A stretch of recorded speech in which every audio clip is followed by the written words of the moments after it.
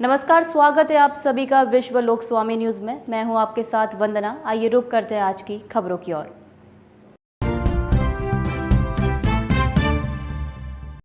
भोपाल में पकड़ी गई एमडी ड्रग्स के बाद इंदौर कलेक्टर और पुलिस ने बुलाई विभिन्न विभागों की बैठक में इस्तेमाल होने वाले केमिकल की जाएगी मॉनिटरिंग।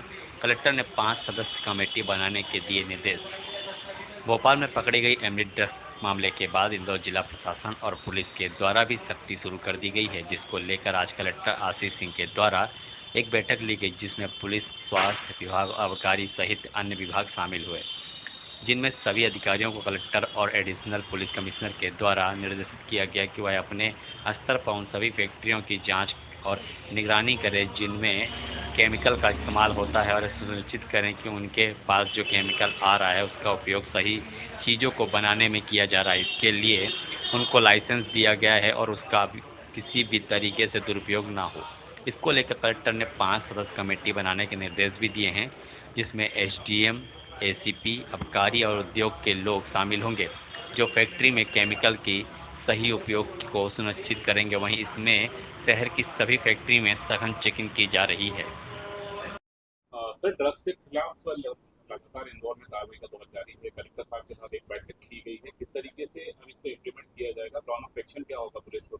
देखिए, ये ड्रग्स से रिलेटेड नहीं है, ये एन कोऑर्डिनेशन की मीटिंग थी। ये नेशनल कोऑर्डिनेशन की एक 4 स्तरीय प्लेटफॉर्म है, जिसकी प्रथम स्तर में जो हेड करते हैं, चेयर करते हैं, वो यूनियन होम सेक्रेटरी करते हैं, और जो स्टेट लेवल पे है वो चीफ सेक्रेटरी साहब करते हैं, और जो डिस्ट्रिक्ट लेवल पे है वो कलेक्टर साहब करते हैं। तो अभी जो घटनाएं हुई हैं उन सब चीज़ों को दृष्टिगत रखते हुए जो फैक्ट्रीज़ हैं जहाँ पर साइकोट्रॉपिक सब्सटेंसेस सप्लाई होते हैं या ऐसे प्रिकर्सर्स सप्लाई होते हैं जो ड्रग्स के बनाने, विशेष रूप से सिंथेटिक ड्रग्स बनाने में काम आ सकते हैं, उन पे फोकस किया जा रहा है। ये जो मीटिंग है इसमें प्रशासन के लोग, पुलिस के लोग, जो डिफरेंट लॉ इन्फोर्समेंट एजेंसीज हैं जो ड्रग्स के लिए काम करती हैं, ड्रग्स को पकड़ने के लिए काम करती हैं, हेल्थ डिपार्टमेंट, इसके अलावा सोशल जस्टिस डिपार्टमेंट के लोगों को बुलाया गया था। लेकिन अभी जो मेन फोकस हमारा है वो यही है। कलेक्टर साहब के नेतृत्व में बहुत जल्दी टीम भी बन जाएगी कि फैक्ट्रीज में स्टॉक हम चेक करेंगे, जो केमिकल आ रहा है इंडस्ट्री डिपार्टमेंट से या डिफरेंट एजेंसीज से, उसका सदुपयोग हो रहा है कि नहीं हो रहा है, या उसका फिल्फ्रेज हो रहा है, इसको चेक किया जाएगा। ऐसी फैक्ट्रियां जहां पर जो बंद हो चुकी है वहां पर कोई अवैध गतिविधि तो नहीं है, इसको चेक किया जाएगा। तो निश्चित तौर पे लोकल लेवल पे पुलिस पूरी मदद करेगी, प्रशासन की पूरी टीम, अपना पूरा अमला और जो अधिकृत अधिकारी हैं कलेक्टर साहब के द्वारा, उनकी पूरी टीम जाकर लगातार सर्चिंग अभियान चलाएगी। सर, इसमें देखने में आता है जब इस तरह के अभियान चलते हैं, जांच अभियान चलते हैं, तो कई बार ट्रैक बदल जाता है, वो दूसरे मोड पर चली जाती। क्या हमने इस तरह के निर्देश? देखिए, बिल्कुल निर्देश स्पष्ट है कि जो हमारी एसओपी है, जो फॉर्मेट है, जो कलेक्टर साहब बनवाएंगे, आज जारी भी होगा, उसका ही पालन किया जाए। मैंने शुरू में ही कहा कि साइकोट्रॉपिक सब्सटेंसेस और प्रीकर्सर्स जो केमिकल्स हैं उनको सप्लाई जहाँ होती है, या ज्वलनशील जो पदार्थ हैं वहाँ पर ही सिर्फ चेकिंग हो, क्योंकि वो एक बड़ा थ्रेट होते हैं। वो क्योंकि सिंथेटिक ड्रग्स की ओर तेजी से एक ट्रांजिशन का फेज देखने को मिल रहा है, और डिमांड भी उसकी बढ़ रही, तो पूरी डिमांड चेन सिस्टम, जो सप्लाई चेन सिस्टम, उसको ध्वस्त करने की कवायद हमारी है, और हम ये नहीं चाहते हैं कि कहीं से डाइवर्ट हो। सर, जिनके खिलाफ पूर्व में के तहत कार्रवाई, हम उनको भी देखेंगे कि पूर्व में? देखिए, पूरे भारत में एनसीबी ने एक पोर्टल बना रखा, निदान पोर्टल। निदान पोर्टल में सारे ऐसे रिपीट ऑफेंडर जो नारकोटिक्स में जेल जा चुके हैं उनकी जानकारी है।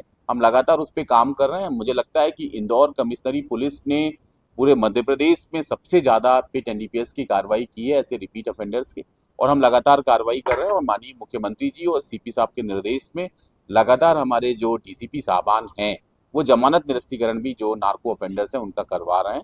हम लगातार इसमें लगे हुए हैं, और इसके अलावा हमारा नया सवेरा, नई शुरुआत, ईगल क्लाक नामक जो ड्रग्स रिलेटेड अभियान है, वो सारे डीसीपी साहबान अपने थानों में लगातार करवा रहे हैं।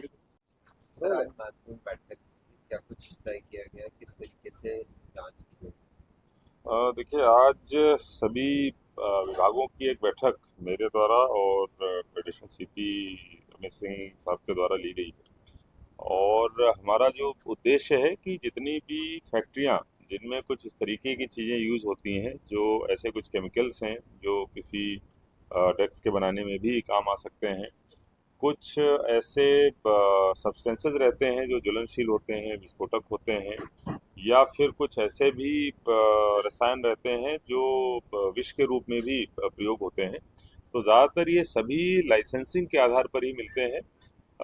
इनका कहीं कोई दुरुपयोग तो नहीं हो रहा है। जिस उद्देश्य के लिए आ रहे हैं उसी उद्देश्य के लिए इनकी पूर्ति हो रही है, उसी मात्रा में आ रहे हैं, और जो चीज़ उनसे बननी है वही चीज़ उनसे बनाई जा रही है। इन सारी चीज़ों की तफ्तीश ज़रूरी है।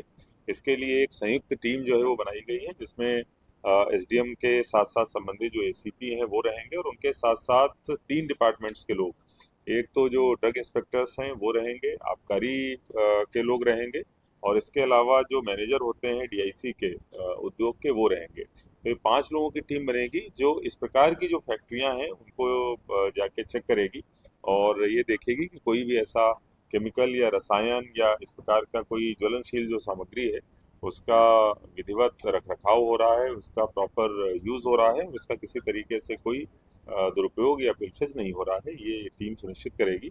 हम लोगों ने 15 दिन का समय दिया है। 15 दिन में हम लोग सभी फैक्ट्रीज की एक बार जांच करा लेंगे, जिससे कि अगर कहीं इस प्रकार की कोई अनियमितता है तो हमारे पकड़ में। सुबह दौरा भी किया है। ताज़ा अपडेट के लिए बने रहे हमारे साथ चैनल विश्व लोक स्वामी के साथ। चैनल को सब्सक्राइब करें ताकि तमाम खबरें आप तक सीधा पहुंच सके। मैं नारकोटिक्स डिपार्टमेंट से बोल रहा हूँ। आपके पैकेट में ड्रग्स है क्या? You are under digital arrest. अपना नाम, अकाउंट और आधार नंबर बताओ जल्दी। चाचा जी, सारी डिटेल्स देते ही मेरा अकाउंट खाली हो गया। ये तो पार्सल स्कैम है। फौरन national cyber crime helpline number 1930 पर फोन करके रिपोर्ट दर्ज करो। ध्यान रहे, सावधानी और सतर्कता में ही समझदारी है।